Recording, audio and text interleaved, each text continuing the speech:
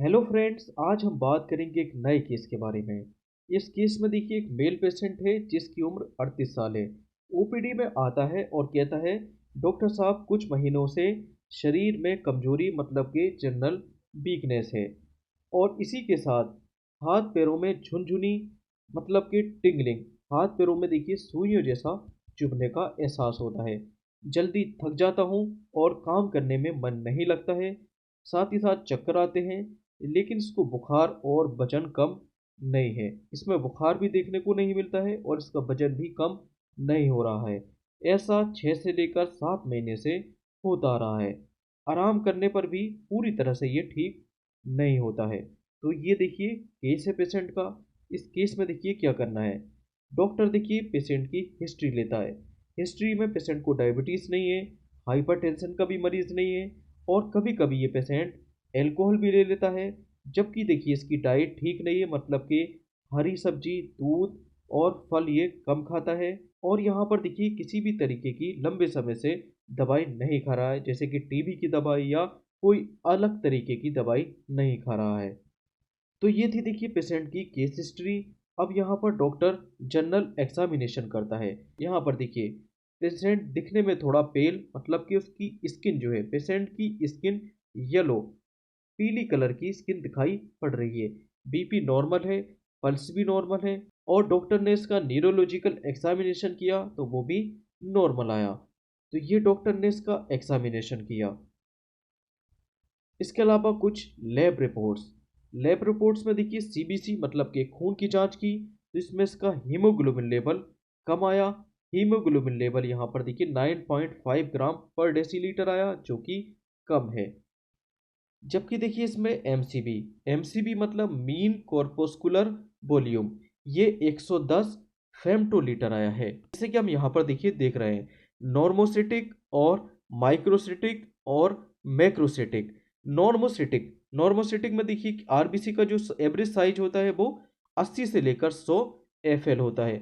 जबकि microcytic, micro मतलब देखिए छोटा, तो देखिए ये 80 से कम होगा। मैक्रो मतलब होता है देखिए बड़ा, तो ये 100 से बड़ा होगा।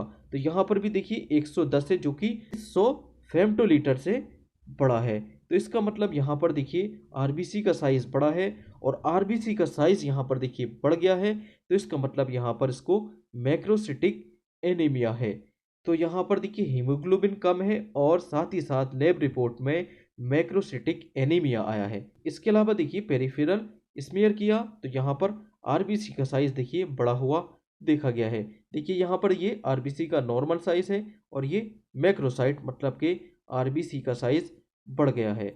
आरबीसी का साइज बड़े होने के साथ साथ इसका शेप जो है वो चेंज हो गया है, जो कि ओवल शेप यहाँ पर दिख पा रहा है। देखिए, जो कि देखिए ओवल शेप यहाँ पर देख पा रहे हैं। तो आरबीसी का साइज बढ़ गया है और ओवल शेप देखने को मिल रहा है। ये सारा करता है कि यहाँ पर इसमें विटामिन की भी कमी है। इसके अलावा यहाँ पर देखिए विटामिन बी 12 में भी कमी पाई गई है। जो विटामिन बी का जो नॉर्मल रेंज होती है वो 200 से लेकर 900 पिकोग्राम पर एमएल होती है। देखिए, जबकि यहाँ पर देखिए इसमें 120 पिकोग्राम पर एमएल पाई गई है। तो इससे कंफर्म हो गया है कि यहाँ पर विटामिन बी 12 की भी कमी है। इसके अलावा आरबीएस, आरबीएस मतलब कि शुगर का लेवल देखिए यहाँ पर नॉर्मल है। इसका मतलब इसको कोई डायबिटीज नहीं है। यहाँ पर देखिए डायबिटिक नेफ्रोपैथी का कोई केस नहीं है। तो फाइनल डायग्नोसिस यहाँ पर क्या आया, यहाँ पर विटामिन बी 12 की कमी आई, और जनरल वीकनेस और न्यूरोपैथी देखने को मिल रही है, मतलब कि हाथ पैरों में झुनझुनी देखने को मिल रही है, जो कि देखिए विटामिन बी 12 की डेफिशिएंसी के कारण देखने को मिल रही है। तो यहाँ पर ये जनरल वीकनेस का केस देखने को मिला। तो ये केस देखिए जनरल वीकनेस का केस है। तो यहाँ पर देखिए कौन कौन सी मेडिसिन का यूज़ किया जाएगा। तो जनरल वीकनेस और हाथ पैरों में देखिए झुनझुनी को ख़त्म करने के लिए यहाँ पर ट्रीटमेंट क्या होगा। तो इसमें देखिए पहले स्टेप में देखिए इंजेक्शन। इंजेक्शन में देखिए कौन सा इंजेक्शन, मैथिल कोबेलेमिन या साइनोकोबेलेमिन का यूज़ किया जाता है। इसकी जो डोज होती है वो 1000 माइक्रोग्राम मतलब कि 1 मिलीग्राम होती है। ये देखिए कितनी बार, ये हफ्ते में एक इंजेक्शन पेशेंट को दिया जाता है। लगभग देखिए 4 से लेकर 6 हफ्ते तक इसको दिया जाता है। इसका क्या काम होता है, ये नसों को रिपेयर करता है और झुनझुनी और कमजोरी को कम करता है। तो टिंगलिंग और वीकनेस को कम करता है। तो पहला स्टेप इंजेक्शन मेथिल कोबालेमिन। इसके अलावा देखिए इसका दूसरे स्टेप में यहाँ पर देखिए टेबलेट का यूज़ करते हैं। तो इंजेक्शन के बाद यहाँ पर टेबलेट विटामिन बी ट्वेल्व मतलब होता है देखिए मेथिल कोबालेमिन। तो देखिए मेथिल कोबालेमिन या साइनो कोबालेमिन दोनों के अंदर विटामिन बी 12 होता है। तो देखिए विटामिन बी 12 की कमी को पूरा करने के लिए मेथिल कोबालेमिन या साइनो कोबालेमिन का यूज़ करते हैं। तो पहले इंजेक्शन, इसके बाद देखिए इसकी टेबलेट। तो टेबलेट देखिए मेथिल कोबालेमिन की जो टेबलेट, इसकी डोज जो होती है वो 1500 माइक्रोग्राम रोज डेली, दिन में एक बार ओडी। कब तक देते हैं? 2 से लेकर 3 महीने तक इसको दिया जाता है। तो देखिए इसका क्या काम होता है? तो विटामिन बी 12 के लेवल को मेंटेन करना होता है, जिससे देखिए सिम्टम वापस ना आए। तो पहले इंजेक्शन, फिर टेबलेट। इसका तीसरा स्टेप सपोर्टिव मेडिसिन।